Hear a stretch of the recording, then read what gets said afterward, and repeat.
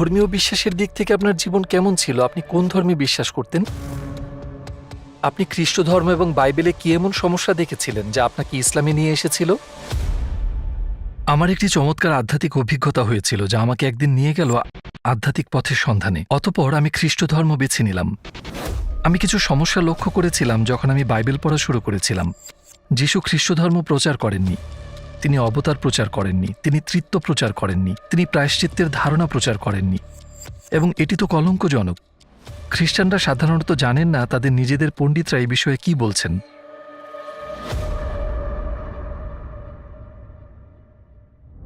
আসসালামু আলাইকুম পল উইলিয়ামস ভাই। আমরা টুয়ার্ডস ইটার্নিটি আপনাকে আমাদের সাথে পেয়ে খুব খুশি হয়েছি।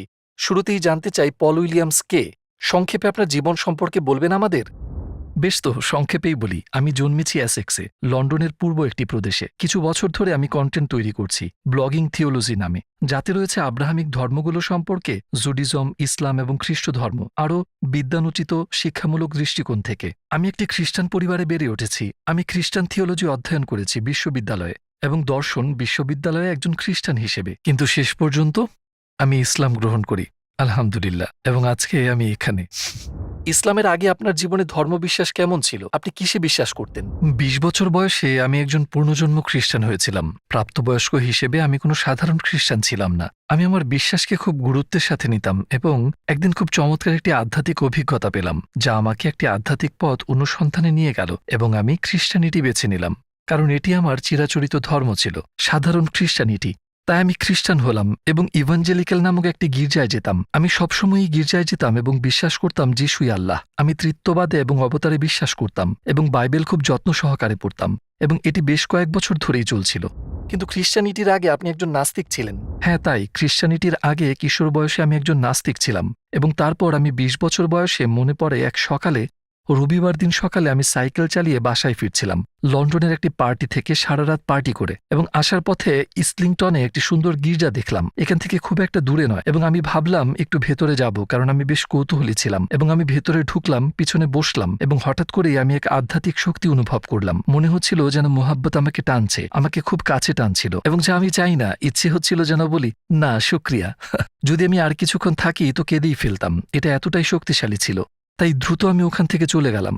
এটা যিশুকে নিয়ে নয়, বরং অন্যরকম এক সুখানুভূতি ছিল যা সত্যি অসাধারণ ছিল। তো আমি পরের সপ্তাহে আবার গেলাম, অসাধারণ সেই মোহাব্বতের টানে। কিন্তু এবার কিছুই হয়নি। তবে আমি বুঝতে পারলাম এটা অলৌকিক এক অনুভূতি ছিল যা আমাকে নিয়ে যাচ্ছে অলৌকিক এক বিশ্বাস এবং আধ্যাত্মিক জীবনে। যেহেতু আমি বংশগতভাবেই খ্রিস্টান, তো আমি গির্জায় যাওয়ার সিদ্ধান্ত নিলাম। আমি ইসলাম সম্পর্কে কিছুই জানতাম না তখন। অতঃপর আমি খ্রিস্টান ধর্ম গ্রহণ করলাম। যখন আমি বাইবেল পড়া শুরু করলাম, আমি কিছু সমস্যা লক্ষ্য করেছিলাম। এছাড়া তাতে আর তেমন গুরুত্বপূর্ণ কিছু ছিল না। কিন্তু শেষ পর্যন্ত আমি ইসলামকে আবিষ্কার করি। আল্লাহ তাআলা আমাকে ইসলামের পথ দেখান। খ্রিস্টান হিসেবে আমার যে সমস্যাগুলি ছিল তার সমাধান ইসলামেই পেয়েছি। তাই আমি ধর্ম পরিবর্তন করি। খ্রিস্টান ধর্ম ও বাইবেলে আপনি কোন ধরনের সমস্যা পেয়েছিলেন যা আপনাকে ইসলামের দিকে নিয়ে গেল? আমি এখন যা বলবো তা পণ্ডিতগণ বলেছেন, ইতিহাসবিদ আবিষ্কার করেছেন। আমার মনে হয় যে যিশু খ্রিস্টান ধর্ম প্রচার করেননি, তিনি গির্জা প্রতিষ্ঠা করেননি। উদাহরণস্বরূপ, একটিমাত্র গসপেল ছাড়া কোনো গসপেলেই যিশু গির্জা সম্পর্কে বলেননি। প্রাচীন গসপেলে তো যিশু গির্জা সম্পর্কে কোনো কথাই বলেননি, এবং তিনি খ্রিস্টান ধর্ম প্রচার করেননি। তিনি প্রচার করতেন আল্লাহ, তাওহিদ, অর্থাৎ আল্লাহর একত্ববাদ সম্পর্কে। তিনি মিথ্যাচারের বিরুদ্ধে নিয়ত, সততা, প্রতিবেশীর প্রতি সম্প্রতি এবং আল্লাহর প্রেম প্রচার করতেন। তাই এটি ছিল এক প্রকার পুনর্বিকরণ আন্দোলন। ইহুদি ধর্মের মধ্যে এই আধ্যাত্মিক পুনর্বিকরণ আন্দোলন। তাই যদি আপনি যিশুর ধর্ম বলতে চান, তবে আমরা তাকে ইহুদি ধর্ম বলবো, বা ইসরায়েলিদের বিশ্বাস। বেশিরভাগ ইতিহাসবিদদের মতে তিনি অবতারের প্রচার করেননি, তিনি তৃত্ববাদের প্রচার করেননি, তিনি প্রায়শ্চিত্তের ধারণা প্রচার করেননি। খ্রিস্টান ধর্মের সমস্যা হল যিশুতে আল্লাহর মানবরূপে আবির্ভাবের ধারণাটি। এটি একটি নতুন ধারণা।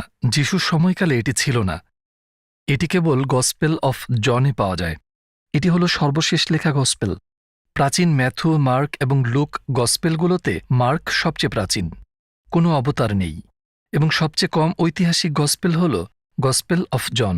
গসপেলের কেবল একটি স্থানে যিশু ঘুরিয়ে ফিরিয়ে বলেন, আমি পৃথিবীর আলো, বা আব্রাহামের আগে আমি ছিলাম, বা আমি পুনরুত্থান ও জীবন, বা আমি পৃথিবীর আলো। এইসব আমি বিবৃতিগুলি কেবল একটিমাত্র গসপেলেই পাওয়া যায়, সর্বশেষ জন গসপেলে। আপনি যদি প্রাচীন গসপেলগুলি দেখেন, যিশু কখনোই এভাবে কথা বলেন না। তিনি আল্লাহর কথা বলেন, তিনি তাওবার কথা বলেন। যিশু আল্লাহ নন, অন্য কেউ। তিনি বার্তা নন, আল্লাহই বার্তা।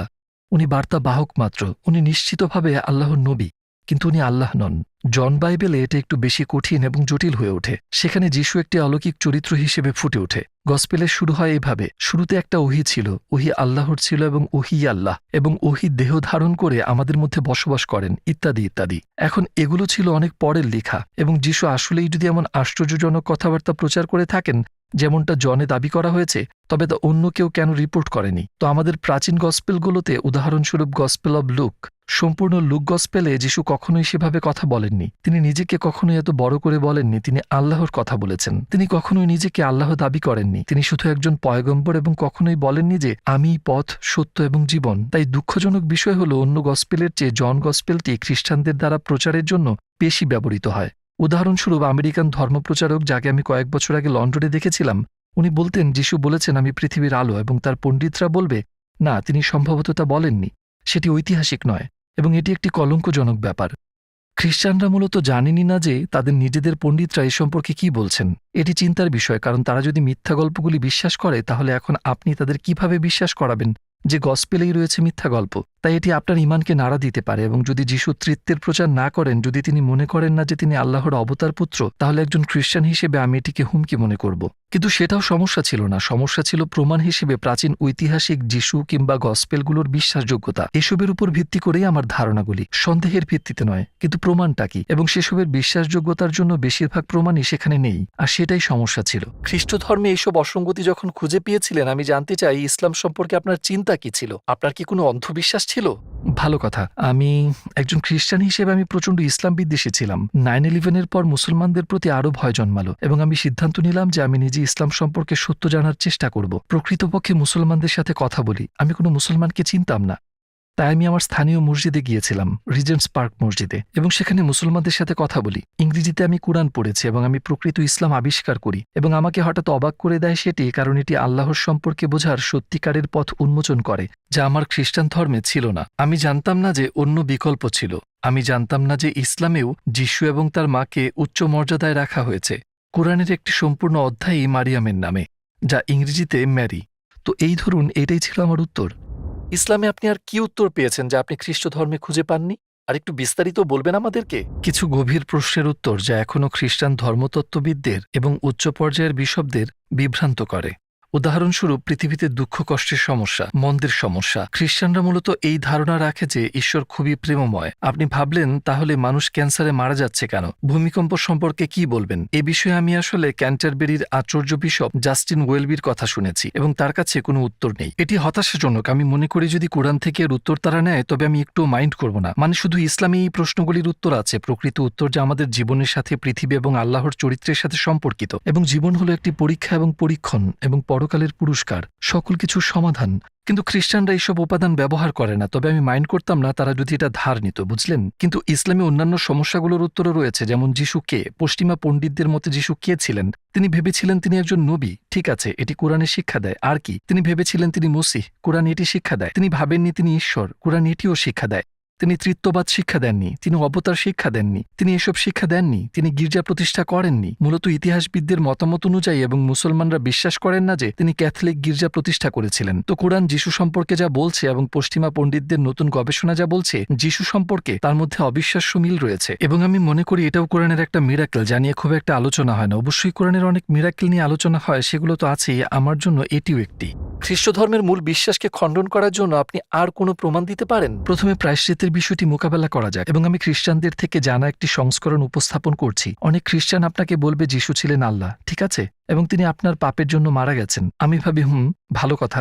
তো আপনি বলছেন আল্লাহ আমার পাপের জন্য মারা গেছেন, কিন্তু আমার তাতে প্রবলেম আছে। বাইবেল অনুসারে বলা হয় ঈশ্বর অমর, এবং তবুও আপনি বিশ্বাস করেন যে যিশু আমার পাপের জন্য মারা গেছেন। তারা বলে আচ্ছা আচ্ছা আচ্ছা, ওকে, ঠিক আছে, আল্লাহ মারা যাননি, কিন্তু তার মানব সত্তাটি মারা গেছে। মানব যিশু আপনার পাপের জন্য মারা গেছেন। এটাও মজার বিষয়। তাহলে আপনি আমাকে বলছেন যে আপনি মানব বলিদানে বিশ্বাস করেন, এবং তাদের মতে সেটাই হচ্ছে আল্লাহর সাথে পুনর্মিলনের পথ, এটিই প্রায়শ্চিত্ত। না, এটা আসলে মানব বলিদান নয়। কিন্তু এটাই কারণ যিশু ছিলেন একজন মানুষ, তিনি ছিলেন আপনার পাপের জন্য বলি। সেটা আপনি এইমাত্র বলেছেন। যিশু মানব বলিদানের প্রচার করেননি, তিনি একজন দয়ালু এবং প্রেমময় আল্লাহর প্রচার করেছেন। তাই এটাই একটা সমস্যা। অপর একটি সমস্যা হলো তৃত্বের সমস্যা। এখানে দুটি সমস্যা আছে। প্রথমত, যিশু কখনো এটা শেখাননি, তার শিষ্যরা এটি বিশ্বাস করেননি। এটা আমার জন্য বড় একটা সমস্যা। দ্বিতীয়ত, তারা বলে যে আল্লাহ এক, কিন্তু পিতা আল্লাহ, পুত্র আল্লাহ এবং পবিত্র আত্মাও আল্লাহ। কিন্তু এখানে আছে তিনটি, কিন্তু তারা এক। এবং আমি বলছি অপেক্ষা করো, অপেক্ষা করো, পেছনে যাও। তাহলে পিতা কিভাবে পূর্ণ আল্লাহ হতে পারে, পুত্র পূর্ণ আল্লাহ এবং পবিত্র আত্মা পূর্ণ আল্লাহ হতে পারে, কিন্তু তবুও এক আল্লাহ থাকবে কিভাবে? আপনি সবেমাত্র বলেছেন যে তিনটি আল্লাহ আছে। ধীরে ধীরে তৃত্ব ধারণার বিকাশ হয়েছিল কয়েক শতাব্দী ধরে। তাই প্রথমে ধারণা ছিল যে আল্লাহ আছে, আল্লাহ পিতা, এবং তারপর সমস্যা ছিল আল্লাহর সাথে যিশুর সম্পর্ক কি। এবং বিশেষ করে দ্বিতীয় শতাব্দীতে ধারণা করা হয়েছিল যে যিশু এবং আল্লাহ কোনো না কোনোভাবে সম্পর্কে ছিলেন। আল্লাহ আল্লাহই ছিলেন, কিন্তু কোনো না কোনোভাবে যিশুও আল্লাহই ছিলেন। কিন্তু এটা আসলে তৃতীয় শতাব্দীতে হয়েছিল, তুরস্কের নিকাইয়া কাউন্সিলে। শুধুমাত্র নিকাইয়া কাউন্সিলে আনুষ্ঠানিকভাবে সম্রাট কনস্টান্টাইনের অধীনে বিশপরা সিদ্ধান্ত নিয়েছিলেন যে পুত্র এবং পিতা সমান ছিলেন। তাদের একই পদার্থ ছিল, অথবা গ্রিকে হোমোউসিয়ন। হোমো মানে একই এবং উসিয়া মানে পদার্থ। তাই পুত্র এবং পিতা একই পদার্থ ছিলেন। অর্থাৎ এভাবেই যিশু ছিলেন আল্লাহ। মানুষ প্রায়ই বলে নিকাইয়া তৃত্ব সম্পর্কে ছিল, তা ছিল না। নিকাইয়া কাউন্সিল তৃত্ব উল্লেখ করেনি, তারপরে চ্যালকিডন কাউন্সিলে এবং কনস্টান্টিনোপল কাউন্সিলে এসেছিল। নিকাইয়াতে তারা কথা বলেছিল পুত্র এবং পিতার সম্পর্ক নিয়ে, এবং বাইবেলে ছিল একমাত্র তৃত্ব সম্পর্কিত আয়াত। কারণ ছিল একটাই, এটি ভুল ছিল। এটি পরে যোগ করা হয়েছিল এবং আমরা জানি এটি হলো 1 জন 5 থেকে 7। যদি আপনি আপনার আধুনিক বাইবেলগুলিতে দেখেন, অধিকাংশ আধুনিক বাইবেলে এখন এটি বাদ দেয়া হয়েছে। কিন্তু এটি বলে 3টি আছে যারা সাক্ষী দেয় স্বর্গে, পিতা, বাক্য এবং আত্মা, অর্থাৎ পিতা, পুত্র এবং পবিত্র আত্মা। কিন্তু এটি একটি তৈরি আয়াত যা সবাই এখন একমত, শুধুমাত্র মৌলবাদীরা বাদে, যা বাইবেলে যোগ করা হয়েছিল। আপনি যদি তৃত্ববাদের এই আয়াতটি সরিয়ে নেন, যা সব পণ্ডিতরাই করে, তাহলে বাইবেলে তৃত্ববাদ সম্পর্কে কিছুই নেই। আপনি বলেছেন যে গসপেল লেখকরা হলেন ম্যাথু, মার্ক, লুক এবং জন। তারা কারা? এই লোকদের সম্পর্কে কোনো ঐতিহাসিক রেকর্ড আছে কি, নাকি তারা অজ্ঞাতনামা? আপনি ঠিক বলেছেন। যেমন 4টি গসপেল অজ্ঞাতনামা। উদাহরণস্বরূপ মেথু গসপেলের কথাই ধরুন। নতুন নিয়মের প্রধান উদাহরণ, নতুন নিয়মের প্রথম বই। এটি কখনোই বলে না যে এটি কার, কে লিখেছে। আমি যে খ্রিস্টানদের সাথে কথা বলি, তারা আমার সাথে একমত নন এই ব্যাপারে। তাই আমি বলি, ঠিক আছে, আমি অপেক্ষা করব। আমাকে গসপেলের যে কোনো অংশে দেখান যেখানে লেখকের নাম বলা আছে। হ্যাঁ হ্যাঁ হ্যাঁ, আছে আছে, জন গসপেলে বলা আছে। ঠিক আছে, আমি অপেক্ষা করব। এখানে আপনার বাইবেল দেখান কোথায় বলা আছে। তো আমি অপেক্ষা করি। আমি সাধারণত তাদের 2 মিনিট দিই, কারণ আমার জীবনে করার অনেক কিছু আছে, বুঝলেন। এবং আমি সবসময় জানি, কারণ এটা দাবার একটি খেলা। তারা ফিরে এসে বলবে এবং তারা বিষয় পরিবর্তন করে। তারা শুধু বিষয় পরিবর্তন করে কারণ জনের কোথাও লেখকের নামকরণ করা নেই যে এটি লিখেছেন, এটি সেখানে নেই। কিন্তু তারা বিশ্বাস করে যে এটি আছে, কারণ তাদেরকে এমনটাই বলা হয়েছে। এমন ভিত্তিহীন ধর্মগ্রন্থ ও বিশ্বাস ব্যবস্থা থাকা সত্ত্বেও কেন এত মানুষ এখনও খ্রিস্ট ধর্ম অনুসরণ করে চলেছেন? বেশ তো, এটা সহজ, কারণ তারা জানে না যে এটি একটি প্রবলেম। অনেক খ্রিস্টান শিক্ষিত মানুষ, হয়তো তারা রসায়ন, হিসাবরক্ষণ, মিডিয়া স্টাডিজ ইত্যাদিতে ডিগ্রি নিয়েছেন, বুঝলেন। তারা মোটেও বোকা নয়, মোটেও নয়। কিন্তু গির্জাগুলি যেভাবে তাদেরকে বিশ্বাস শেখায়, তারা তাদের নিজেদের শাস্ত্রের উন্নত বোঝাপড়া শেখায় না তাদেরকে। এখন যে পাদ্রী ও প্রচারকরা তাদের শেখান বা তাদের উপর প্রচার করেন, তারা বিশ্ববিদ্যালয়ে প্রশিক্ষিত। তারা জানেন, যেমন জন গসপেল 4টি গসপেলের মধ্যে সবচেয়ে কম ঐতিহাসিক। তারা জানে, কারণ তাদের এটা শেখানো হয়েছে। তাহলে সাধারণ মানুষ কেন জানে না? এবং অনেক কারণ দেওয়া হয়েছে। বার্ট এরম্যান, আমেরিকান একাডেমিক, এই বিষয়ে আলোচনা করেছেন। কিছু পুরোহিত তাদের চাকরি হারাতে চান না, তারা তাদের বিশ্বাসীদের শেখাতে চান না আপনার বাইবেল দ্বারা আপনি যা ভাবছেন এটা তেমনটা নয়। অথচ তারা তাদের খ্রিস্টান মানুষদের বিরক্ত করতে চান না, তারা তাদের বিরক্ত করতে চান না। অথবা হয়তো তারা কিভাবে এটা জানাবে তা জানেন না, অথবা তারা শুধু পালিয়ে বেড়াচ্ছেন, কিংবা যে কোনো কারণে তারা এটা করছেন না, মূলত একেবারেই না। তাই আমার মতে এটা খ্রিস্ট ধর্মের একটা কেলেঙ্কারি।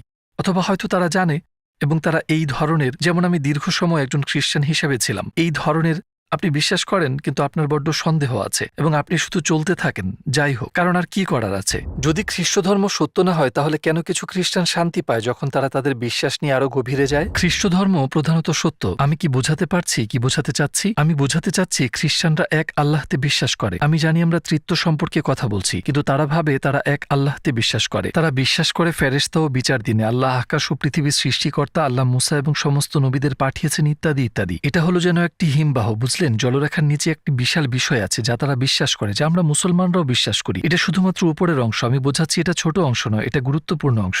তৃত্ব, অবতার এবং প্রায়শ্চিত্ত সম্পর্কে যা আমরা একমত নই। তাই খ্রিস্ট ধর্ম মূলত সম্পূর্ণ মিথ্যা নয়, তো এটা তার চেয়েও বেশি জটিল। আমি মনে করি অনেক খ্রিস্টান যখন আল্লাহর কাছে প্রার্থনা করে তারা কেবল পিতার কাছেই প্রার্থনা করে। অনেক খ্রিস্টানকে বলতে শুনেছি তারা যিশু সম্পর্কে নিশ্চিত নয়। তারা আনুষ্ঠানিকভাবে বিশ্বাস করতে পারে যে তিনি আল্লাহ, কিন্তু ব্যবহারিকভাবে তারা পিতার কাছেই প্রার্থনা করে। তাই তারা কার্যত ইউনিটারিয়ান, যার মানে তারা যিশুর পরিবর্তে ঈশ্বরের একত্বে বিশ্বাস করে। তারা প্রায়ই এমন আচরণ করে যেন তারা অনুশীলনে ইসলামের সাথে বেশি মিলে যায়। আমি মনে করি তাই তাদের অনেকেই শান্তি পায়, কারণ সত্যিই শান্তি আছে। আমি মানি, যেমন আমি করি, আল্লাহ দয়ালু এবং সত্যিই তিনি মানুষকে পথ দেখাতে চান অন্যান্য ধর্মের থেকে সত্যের দিকে। এমনকি সেই বিশ্বাসের মধ্যেও, যেমন শিরক, বহু দেবতাবাদ থেকে দূরে, আমি এটা বিশ্বাস করি, কারণ আমি মনে করি আল্লাহ মানুষের বিষয়ে ভাবেন। কোরআনে আমরা জানি যে যিশু আলাইহিসসালাম শেষ নবী সাল্লাল্লাহু আলাইহি ওয়াসাল্লামের আগমনের সুসংবাদ দিয়েছিলেন। বাইবেল পড়ার সময় আপনি কি কখনো এরকম কোনো তথ্য দেখেছেন? হ্যাঁ, প্রাচীন গসপেলগুলোতে পাই। জনে না, সবচেয়ে কম ঐতিহাসিক প্রাচীন গসপেলগুলোতে আপনি যিশুকে বলতে দেখবেন যে মানুষের পুত্র আসবেন, তার কথা, নিজের নয়। তিনি তৃতীয় ব্যক্তিতে কথা বলছেন, অন্য কেউ আছে। এখন খ্রিস্টানরা প্রায়ই বলে, ওহ, যিশু সেখানে নিজের কথা বলেছেন, কিন্তু এটা কিছুটা বিকৃত। যিশু নিজের কথা বলেন, তারপর তিনি তৃতীয় ব্যক্তিতে পরিবর্তন করে বলেন যে একজন মানুষের পুত্র যে আসবেন তার কথা। বার্টের মানের মতো লোকেরা এবং অন্যান্যরা, আমেরিকার নতুন নিয়মের পণ্ডিতরা বলছেন যিশু অন্য কাউকে নিয়ে কথা বলছেন যে আসতে চলেছেন। নতুন নিয়মের গ্রিক ভাষায় মুহাম্মদ শব্দটি একেবারেই উল্লেখিত নয়, এবং এই গসপেলগুলো বিকৃত ও পরিবর্তিত হওয়া সত্ত্বেও আমরা কিন্তু এখনও শক্তিশালী ইঙ্গিত দেখতে পাই যে যিশু অন্য কাউকে নিয়ে কথা বলেছিলেন, এবং সেটি ঐতিহাসিক। এবং জনের অধ্যায় 14 এবং তার পরেও আমরা দেখি যিশু ছাড়াও অন্য কাউকে নিয়েও কথা বলা হচ্ছে যে আসতে চলেছে। তাই চিহ্নগুলি সেখানে আছে, এমনকি আমাদের কাছে যে গসপেলগুলো আছে তাতেও। ইসলাম শতভাগ সত্য তা আপনাকে বিশ্বাস করতে উদ্বুদ্ধ করার মূলে কি ছিল? আমি যে জিনিস আবিষ্কার করেছি যা আমাকে অপ্রত্যাশিতভাবে সম্পূর্ণরূপে মুগ্ধ করেছে তা হল হযরত মুহাম্মদ সাল্লাল্লাহু আলাইহি ওয়াসাল্লামের জীবন এবং শিক্ষা। জানেন, যখন আমরা টেলিভিশন ও পশ্চিমা সাহিত্যে মহান ঐতিহাসিক ব্যক্তিদের সম্পর্কে কথা বলি, বুঝলেন, তারা প্লেটো থেকে শুরু করে সিজার, জুলিয়াস সিজার এবং আলেকজান্ডার দ্য গ্রেট সম্পর্কে কথা বলেন। এরপর তারা নেপোলিয়ন বোনাপোর্টে লাফ দেন। তারা কখনো নবীজির কথা উল্লেখ করে না, তারা কখনোই উল্লেখ করে না, এবং আমি ভাবছি এটা অসাধারণ। তিনি একই অঞ্চল থেকে আসেন যেখান থেকে যিশু এসেছিলেন, যেখান থেকে মুসা এসেছিলেন, এবং তাকে উপেক্ষা করা হয়। এবং যদি আপনি তার সিরা, তার জীবনী, যা ভালোভাবে প্রমাণিত, এটি মিথ্যা নয়, আমরা জানি তার অস্তিত্ব সত্যিই ছিল। সবচেয়ে অসাধারণ মানব জীবন। এই মানুষের শিক্ষাটি আমি গসপেলে যা পড়েছি তার সাথে খুব পরিচিত মনে হয়েছে। যেমন লুকে বা ম্যাথিউতে গসপেলে অনেক সত্য বিষয় আছে, এবং আমি মনে করি এখনও আছে। তাই যখন আমি মুহাম্মদ সাল্লাল্লাহু আলাইহি ওয়াসাল্লামের শিক্ষাটি দেখলাম, আমি একটি প্রামাণিক আধ্যাত্মিক শিক্ষকের চিহ্নগুলি চিনতে পেরেছিলাম, এবং সেটিই ছিল আমার ইসলাম গ্রহণের কারণ। কারণ আমি যিশু এবং মুহাম্মদ সাল্লাল্লাহু আলাইহি ওয়াসাল্লামের মধ্যে একটা সংযোগ দেখেছি। যদি যিশু একজন নবী হয়ে থাকেন তবে মুহাম্মদও ছিলেন, যদি মুসা একজন নবী হয়ে থাকেন নিশ্চিতভাবেই মুহাম্মদও নবী ছিলেন, কারণ তারা একই, তারা পরিবর্তনযোগ্য, তারা উভয়ই জাতির প্রধান, তারা ছিলেন সেনাপতি, তারা দুজনেই ছিলেন আইন প্রণেতা, ছিলেন আধ্যাত্মিক গাইড, তারা ছিলেন পিতা। পার্থক্য হল মুসাকে ইসরায়েলের জন্য পাঠিয়েছিলেন এবং মুহাম্মদ সাল্লাল্লাহু আলাইহি ওয়াসাল্লামকে পাঠিয়েছিলেন সমগ্র মানব জাতির জন্য। আমাদের নবী সম্পর্কে কোন বিষয়টি আপনাকে সবচেয়ে বেশি মুগ্ধ করেছে?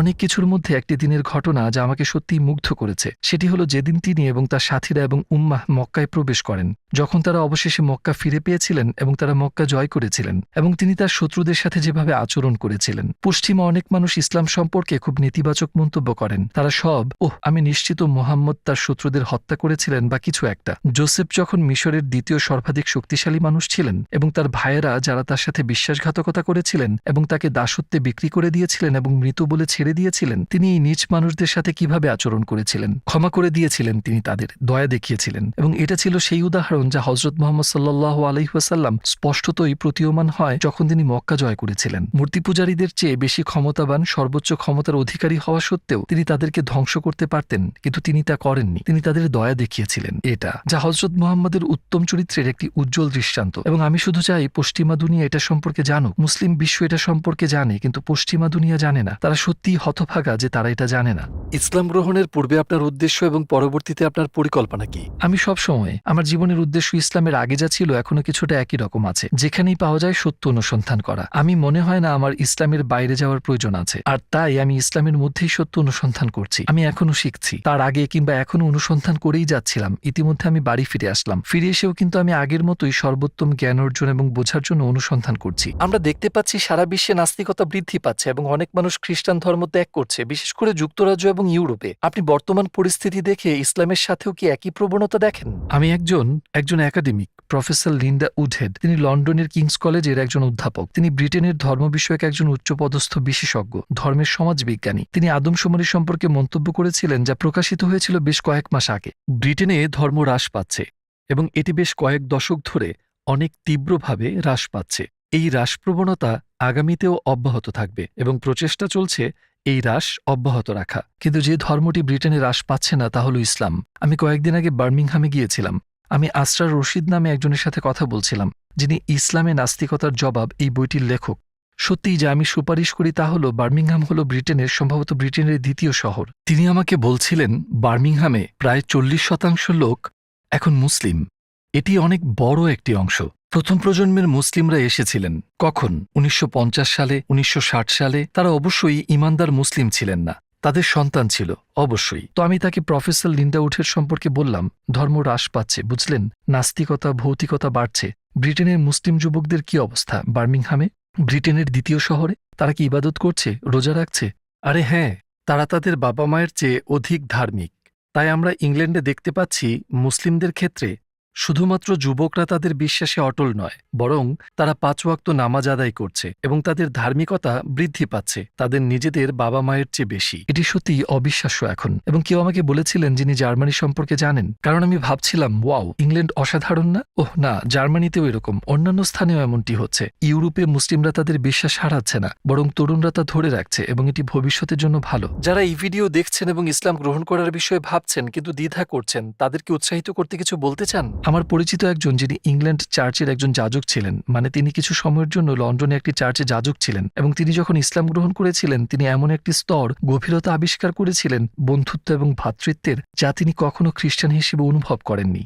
এবং আমিও সেটি আবিষ্কার করেছিলাম। খ্রিস্টান চার্চগুলিতে আপনি কিছুটা বন্ধুত্বপূর্ণ হতে পারেন বটে, কিন্তু মুসলিমদের মধ্যে ভ্রাতৃত্বের গভীরতা একেবারে অসাধারণ কিছু।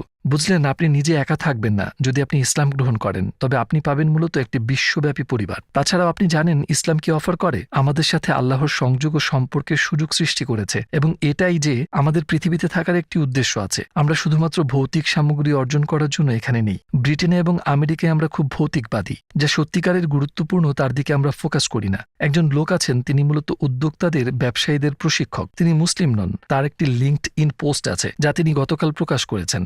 তিনি বলেন যে নিজেকে স্বাস্থ্যবান করা আধুনিক জীবনের বিরুদ্ধে একটি লড়াই, এবং তিনি যা বোঝাতে চান তার মতে পশ্চিমা বিশ্বের আধুনিক জীবন অবদান রেখেছে স্থূলতা এবং মানসিক অসুস্থতায় আশ্চর্যজনক হারে।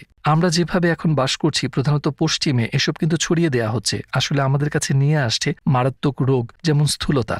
আমি গত বছর বাহরাইনে ছিলাম। এটি সেই দেশের মৃত্যুর প্রধান কারণ, স্থূলতা।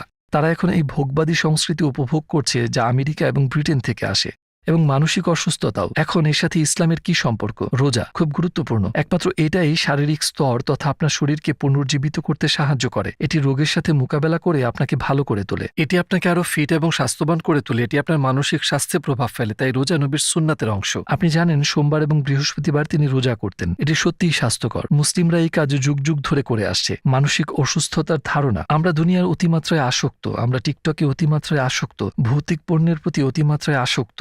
ইসলাম আপনাকে দেয় সৃষ্টিকর্তার সাথে এক গভীর তৃপ্তিদায়ক সম্পর্ক, যা প্রতিটি বিষয়ে খুবই গুরুত্বপূর্ণ ভূমিকা পালন করে, এবং ধারণা দেয় যে এই জীবন সংক্ষিপ্ত এবং আমাদের একটা উদ্দেশ্য আছে এই জীবনের বাইরে, পরবর্তী জীবনে। ইসলাম হলো, যাকে আমরা দ্বীন বলি, একটি সম্পূর্ণ জীবনধারা।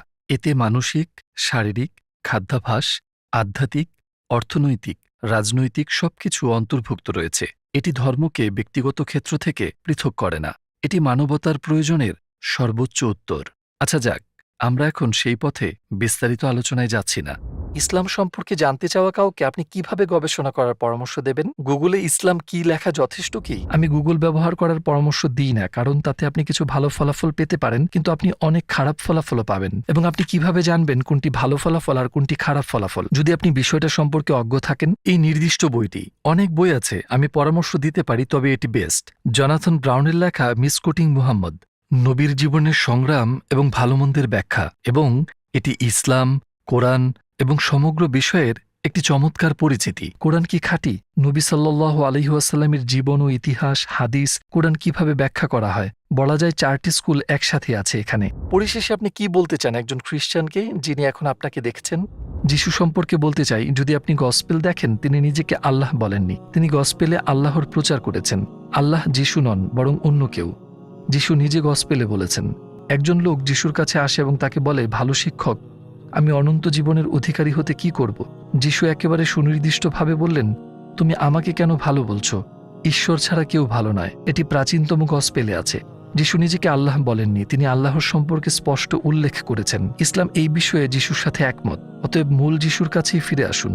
আপনি তাকে ইসলামেই খুঁজে পাবেন। আপনি যা খ্রিস্ট ধর্ম বলে মনে করেন, তাতে পাবেন না তাকে।